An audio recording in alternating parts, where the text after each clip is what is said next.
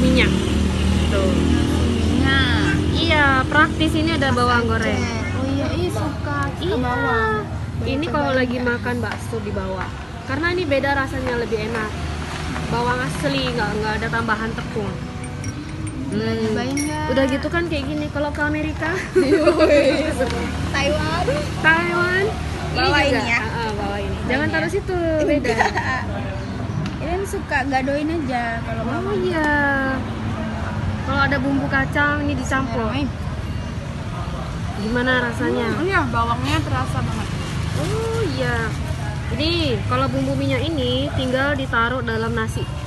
Kita kan cuci beras di Cosmos. Cuci beras di rice cooker, tinggal ditambahin ini sebelum masak nasinya. Diaduk. Nggak usah diaduk sih, digituin aja. Terus tekan itunya, tekan masaknya cooknya. Udah gitu pas masak udah wangi. Gampang banget, ini praktis, bisa dibawa kemana-mana. Tambah teri. Ditambah teri. Lebih enak lagi, ini tinggal digoreng aja. Gak usah taruh sambal, udah enak makan pakai nasi minyak. Berarti ini ada bawang goreng, ada bumbu nasi minyak, ada teri, pas sekali. Ada minuman. Dan minumannya juga sehat. Wes, mantap. Semua bisa didapatkan di Makananaceh.com, asli Aceh.